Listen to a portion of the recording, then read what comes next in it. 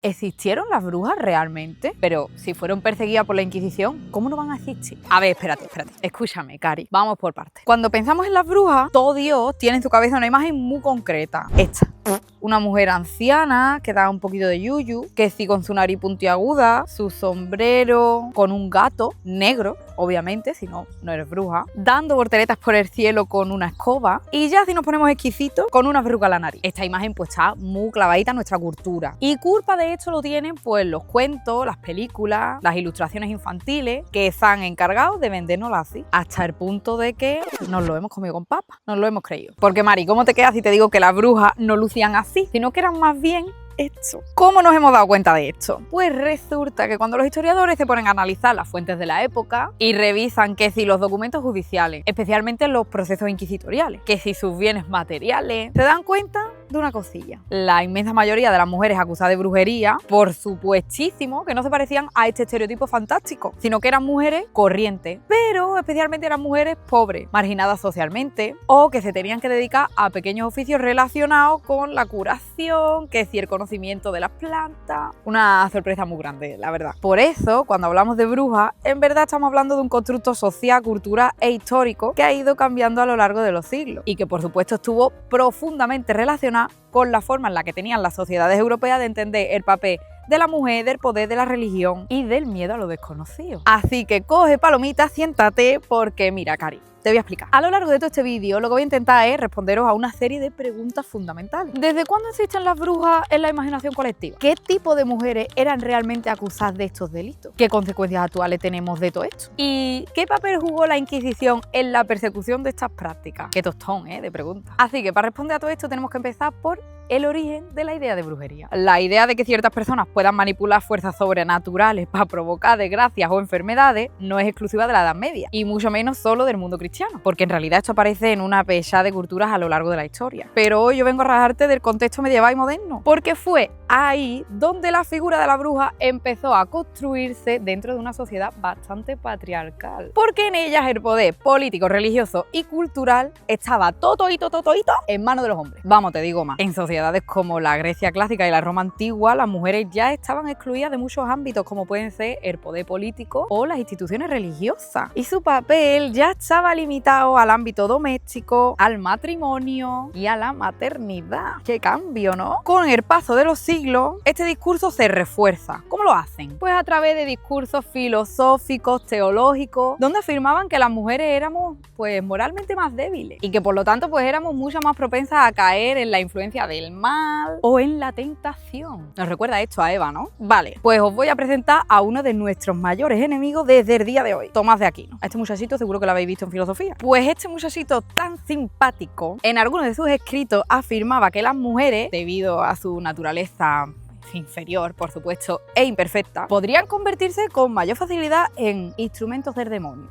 Eso mismo, ¿no? Aunque este tipo de afirmaciones no quiere decir que todas las mujeres fueran sospechosas de brujería. Aunque todas fueran más débiles, no todas podían ser brujas. Entonces, ¿a quiénes van a culpar? Pues a aquellas que se salían de las normas sociales establecidas. Así que no nos queda otra que meternos en la realidad social de las mujeres acusadas. Y es que uno de los aspectos más reveladores de la historia de la brujería es que cuando analizamos todo el papeleo este del que te estaba hablando antes, nos damos cuenta de que todas estas mujeres acusadas pertenecían a los sectores más pobres y vulnerables de la sociedad. Bueno, Sandra, ¿y a ti esto quién te lo ha chivateado, hija? Pues mira, me lo ha chivateado una persona llamada Inquisición. ¿Te parece bien o no? Tú ten en cuenta que cuando se detenía a una persona, uno de los primeros pasos era confiscarle todos sus bienes para poder pagar los gastos del juicio. Y todos estos inventarios nos permiten saber qué tenían estas mujeres en sus casas. ¿Y qué es lo que tenían? Pues casas alquiladas, pocas pertenencias personales, ropa sencillita, algunos objetos religiosos, sin importancia alguna, y en ocasiones tenían ciertos elementos que llamaban la atención a los inquisidores, como pequeñas bolsas de hierba seca, ungüentos, frascos. Esto les daba material para inventarse ellos su movie. Entonces, ¿eran brujas, no? Pues no, estas hierbas no eran instrumentos mágicos en el sentido fantástico que se estaban imaginando los inquisidores, y que también se están imaginando todos mis José Antonio. Todo esto eran ingredientes que formaban parte del conocimiento que se pasaban entre generaciones las mujeres que habían aprendido a utilizar determinadas plantas o sustancias naturales para darle remedio a algunas situaciones de la vida cotidiana. A ver, un momento. Todo esto también lo hacían los hombres. Lo que pasa es que a ellos se les consideraba médicos y a ellas brujas. ¿Que tú estabas resfriada? Pues vámonos a ver a la vecina que maneja de planta. ¿Que te dolía la cabeza? Pues vámonos a ver a la vecina que maneja de planta. ¿Que tu marido te maltrata y te quieres deshacer de él disimuladamente? Pues vámonos a ver a la vecina que maneja de planta. Digo, mi loba. Esto era lo que había. De hecho, muchos de estos problemas por los que las personas acudían a estas mujeres eran pues cosas de las que las instituciones oficiales, la iglesia, la justicia, no podían o no querían hacerse cargo. Y entre estos problemas pues aparecía con frecuencia situaciones de violencia machista, matrimonios infelices, relaciones conflictivas. Así que imagínate la pesada de vecinas que acudían a estas mujeres. Tú échale un chorreoncito de esto en el plato del almuerzo a tu marido durante una semanita y aparecerá fallecido por causas naturales. Nah.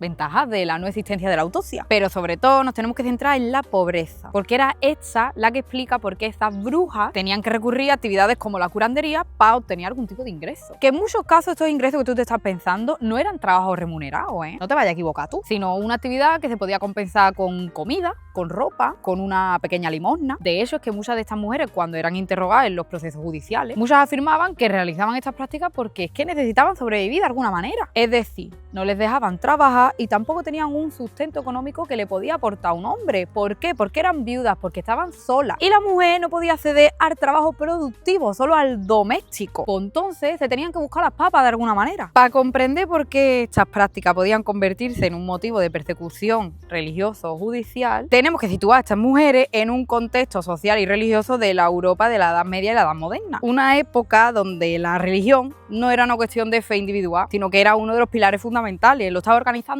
todo. El poder político, las estructuras sociales, la identidad colectiva de las comunidades. Por lo que te puedes imaginar que en este contexto histórico, la unidad religiosa, es decir, aquí somos todos cristianos perfectos o nada, se consideraba esencial para garantizar la estabilidad del reino y la cohesión de la sociedad. ¿Qué quiere decir esto? Pues que creían que si había diferentes creencias o prácticas espirituales de este rollo, eso iba a ser el fin de los tiempos, porque esto iba a ocasionar muchísimos conflictos o porque se te podía ir el chiringuito al garete. Por esta razón, cualquier desviación doctrinal, superstición o práctica considerada heterodoxa podía considerarse no solo un delito religioso, sino también como una amenaza para el equilibrio social. Vamos, que estaban cagaditos con las patas abajo. En el caso de la península ibérica, esta preocupación por la unidad de la fe se puso intensita sobre todo a finales del siglo XV, con los reyes católicos, como no, de que estos están en todos los fregados. Ellos eran la definición de FOMO medieval. La Isabel y el Fernando entendían que si querían una monarquía potentorra, se tenían que asegurar de que todos sus súbditos tuvieran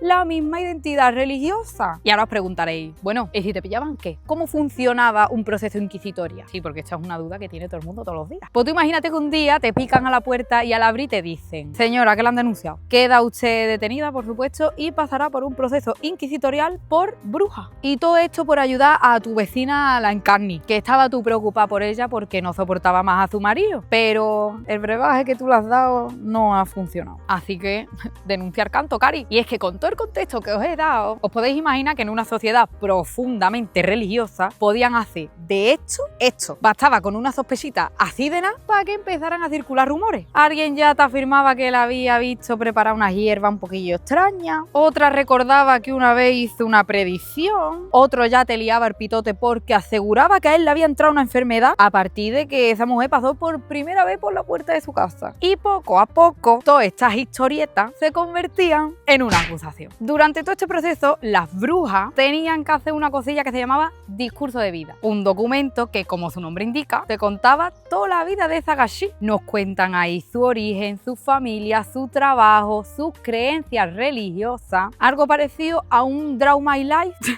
que el tribunal utilizaba para evaluar su conducta moral, que luego ellos iban a hacer lo que les diera la gana. Pero había que hacerlo, había que escribir el discurso de vida. O sea que tú imagínate cuánta chicha podemos sacar de esos documentos para saber que efectivamente brujas no eran, eran pobres. Finalmente el tribunal pues dictaba su sentencia, que podían ir desde penitencias religiosas hasta castigos más duros, pero esto no es lo importante. Lo importante está en que estos castigos eran público. ¿Para qué? Para reforzar el orden social, para decirle a todo el pueblo lo que era una conducta peligrosa, es decir, que como tú hagas lo mismo que ha hecho esta pobretona, vas a acabar igual de mal. Así que, ojito, cuidado. Yo creo que tenemos una conclusión. Cuando observamos toda esta historia con perspectiva, nos damos cuenta que la idea y la imagen que tenemos de las brujas no nació únicamente de los cuentos y de las leyendas, sino que más bien se ha tratado de un proceso histórico en el que se han mezclado prejuicios religiosos, sociales, miedos colectivos, pero sobre todo yo creo que viene de la manipulación que han ejercido la gente de billete y la gente de poder. Porque durante el paso de la Edad Media a la Edad Moderna, Europa estaba experimentando muchos cambios sociales, económicos, políticos, que eran muy importantes. Y entre broma y broma, uno de estos cambios afectó directamente a las mujeres y a su papel dentro de la sociedad. Mientras que en otras muchas sociedades medievales las mujeres ya estaban formando parte del trabajo productivo, no el doméstico, aquí se fue imponiendo un modelo cada vez más rígido en el que se esperaba que las mujeres fueran obedientes, que se dedicaran al ámbito doméstico y que se quedaran subordinadas a la autoridad masculina. Les daba igual que fuera tu padre, tu marido, tu hermano. Así que la persecución de la brujería les vino como anillo al dedo, porque contribuyó a reforzar una nueva disciplina social. ¿Cómo se tiene que comportar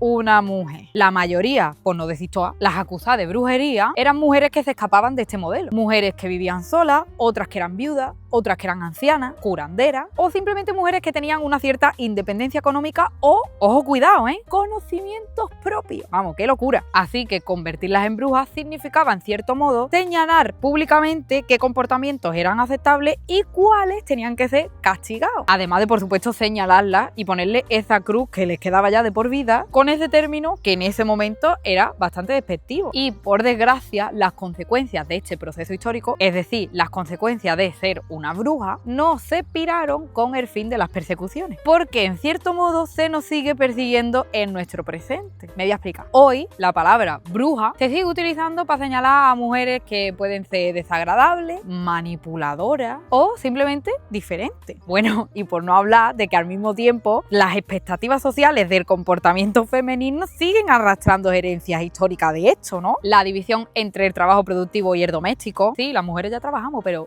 ¿quién le pone el plato a tu pareja? La invisibilización de las labores del cuidado o, agárrate, los juicios sociales sobre nuestra libertad sexual. Fíjate tú de dónde viene toda esta movie. Pero bueno, para acabar el vídeo con un buen sabor de boca, desde hace unos añitos había una reinterpretación de esta historia que a mí me flipa. En muchas movilizaciones feministas aparecen carteles con esta frase: somos las nietas o las hijas de las brujas que no pudisteis matar. Que mucha gente se pensará que todo esto es un postureo máximo. Pero ahora que tú sabes todo esto, ¿no tiene mucho más sentido la frase? Con ello, lo que estamos haciendo es resignificar el emblema de la bruja no como algo negativo, sino como un símbolo de resistencia. Por lo que en este nuevo significado, las brujas representan a todas aquellas mujeres que a lo largo de la historia han sido perseguidas, silenciadas o castigadas simplemente por no encajar en el modelo que la sociedad esperaba de ellas. Por eso, cuando hoy nos preguntamos si las brujas existieron realmente, la respuesta yo creo que no está tanto en lo sobrehumano, lo sobrenatural, la magia, sino en algo muchísimo más humano. En entender cómo los miedos, los prejuicios y las normas sociales de cada época han servido para señalar al que no encajaba y sobre todo a las que no encajábamos. Así que ten por seguro que esa bruja que tú tienes metidita en la cabeza, esa justo nunca ha existido, cari. Pero si ser una bruja significa ser una mujer que vive sola, que tiene conocimientos propios, que ayuda a otras mujeres, o simplemente salirse del molde que la sociedad ha marcado para nosotras, entonces sí veo posible que bruja haya habido muchas más de las que pensamos. Y quizá todavía hoy quedemos unas cuantas muchas.